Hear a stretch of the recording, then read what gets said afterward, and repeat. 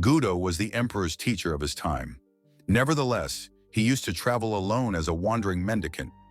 Once, when he was on his way to Edo, the cultural and political center of the shogunate, he approached a little village named Takanaka.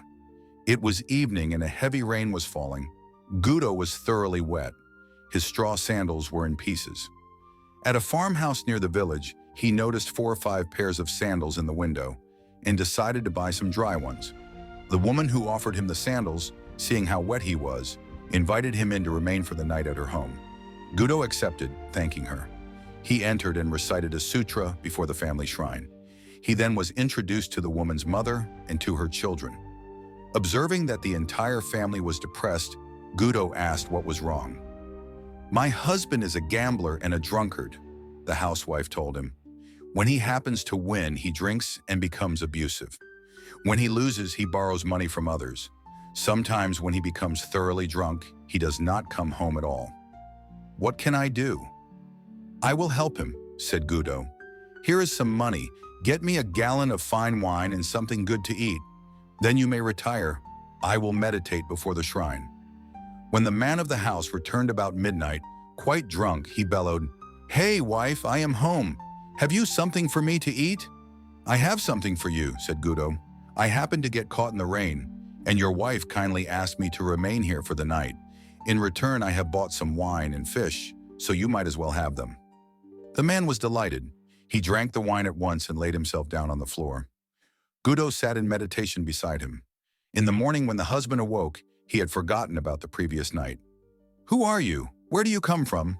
he asked Gudo, who was still meditating.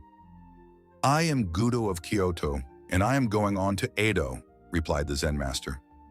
The man was utterly ashamed. He apologized profusely to the teacher of his emperor. Gudo smiled. "Everything in this life is impermanent," he explained. "Life is very brief. If you keep on gambling and drinking, you will have no time left to accomplish anything else, and you will cause your family to suffer too." The perception of the husband awoke as if from a dream. "You are right," he declared. "How can I ever repay you for this wonderful teaching? Let me see you off and carry your things a little way." "If you wish," assented Gudo. The two started out. After they had gone 3 miles, Gudo told him to return. "Just another 5 miles, he begged Gudo. They continued on.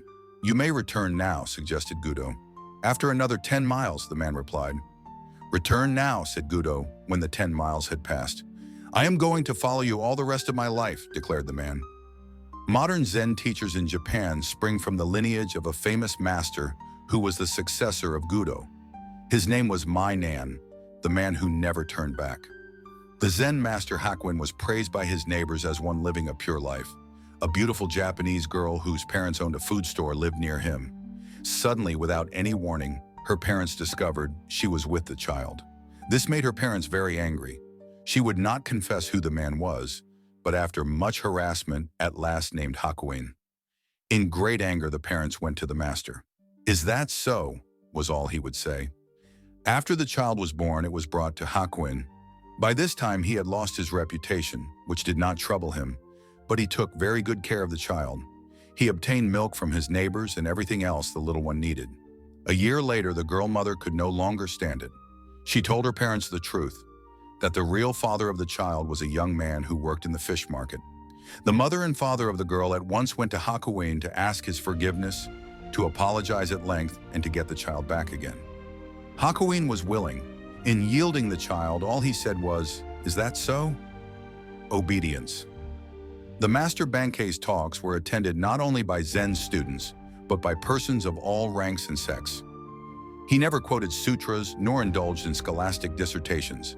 Instead, his words were spoken directly from his heart to the hearts of his listeners.